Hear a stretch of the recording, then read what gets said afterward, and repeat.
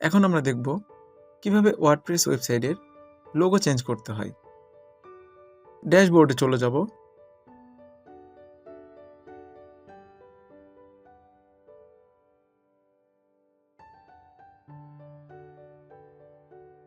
উডমার্ক থেকে হেডার বিল্ডারে যাব। Star mark দেওয়া হেডারে ক্লিক করব। এখানে হেডারের ডেস্কটপ এবং মোবাইল ভার্সন রয়েছে। লোগো থেকে পেন্সিল বা এডিট আইকনে ক্লিক করব। এখানে আমাদের পুরনো লোগোটি শো করছে, এটি আমরা রিমুভ দিয়ে দেব। এখন আপলোডে ক্লিক করে আমাদের লোগোটি আপলোড করব।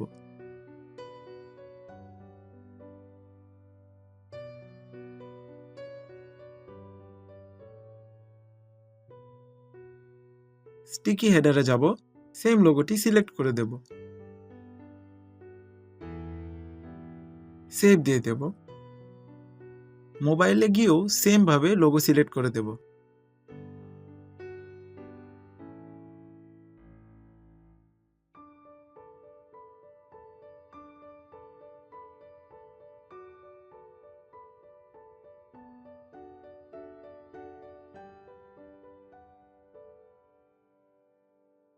সেভ হেডারে ক্লিক করব। পেজেস থেকে অল পেজেসে যাব।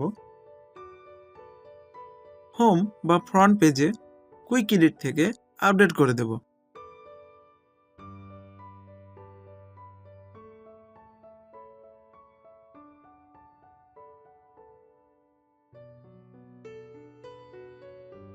ওয়েবসাইটে ফিরে যাব।